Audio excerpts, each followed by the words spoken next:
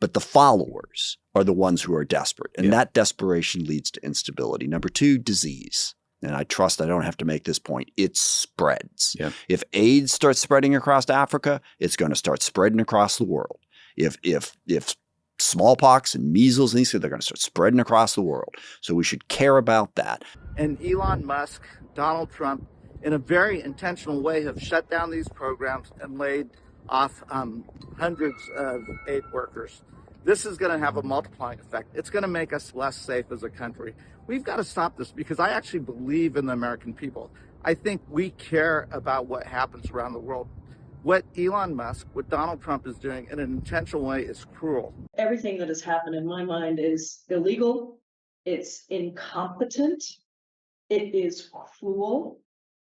And it is a danger to our national security and to our American interests. And it's all at the hands of an unelected billionaire who has illegally terminated these programs that are doing so much good. If you're going to cut other taxes, like things like the IRA or the Inflation Reduction Act, which is basically the Green New Deal, right. Trump calls the Green New Scam. All of the tax credits basically that go towards electric vehicles or for solar and wind and all this stuff, that is hundreds of billions of dollars. And so that's part of this. You get almost to $1 trillion just cutting. If you cut all of the Inflation Reduction Act, you get close to $1 trillion. Well, so far, the two main impacts have been with the Veterans Administration. Of course, again, when we look at the memo that says they're targeting 80,000 cuts to the VA, there is no way that doesn't impact health care to our nation's veterans. The other is USDA. We have local Farm Service Agency departments in my district where, look, my family farmers, they're making planning decisions right now. So this week we introduced the Protecting Families from Inflation Act because I am tired of Congress not doing anything about it. So the bill directs the Federal Reserve to do a study on the impact of tariffs on our costs of groceries and anything that we're buying for both consumers and small businesses. So it's really important for us to get a handle on how tariffs are impacting us, and that gives us the information we need to make decisions very quickly. I know this administration is good at gaslighting, but you're not gaslighting us anymore. Protect families from inflation, and let's go.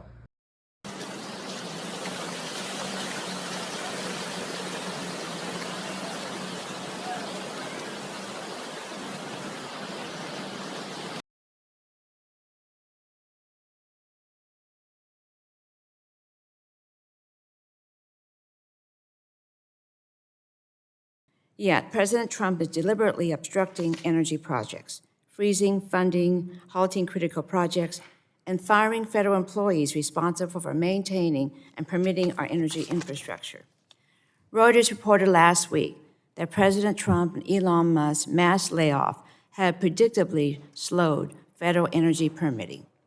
Mr. Mainzer, hypothetically, if many energy projects in California were delayed because there's no federal employees to review permits, how would that impact grid reliability? Chairman Case? Sure. First of all, thank you for the question and the insights around what's happening in Texas. We've now done a number of things, investing in a number of different cities in Texas, and there is a lot of momentum, but there's still a lot of work to do. I think the last number I recall seeing is the state of Texas, which, as you know, is a pretty big state with pretty big cities, was getting somewhere between 2 and 3% of venture capital. California was getting over 50%. The reason for that is because you create this positive cycle I talked about earlier. People want to be there, so people move there. The investment then backs companies there. The success of those companies then ripples through the economy there.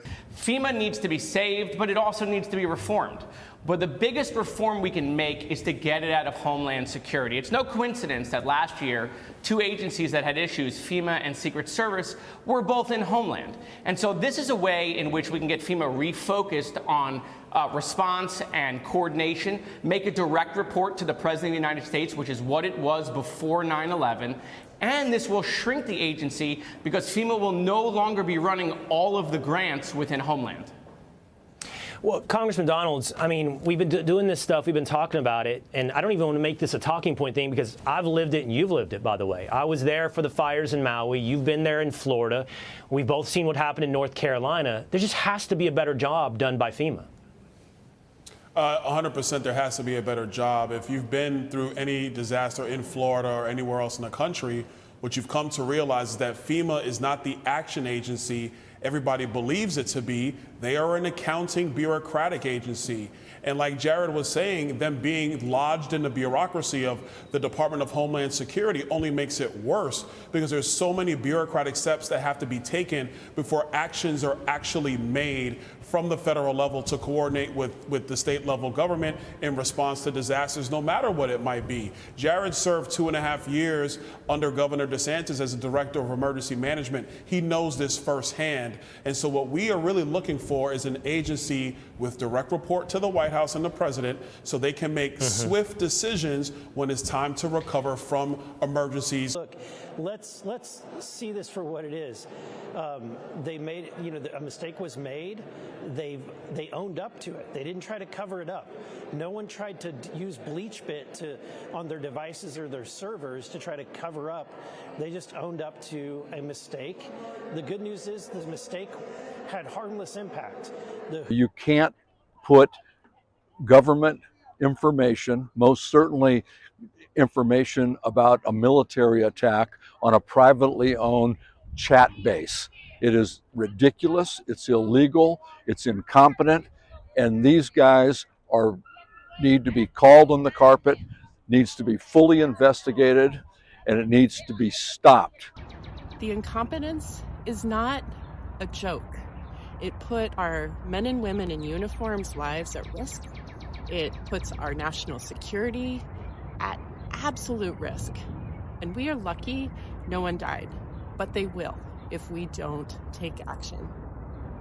The Senate hearings today will be revealing, I hope. And Pete Hegseth must resign.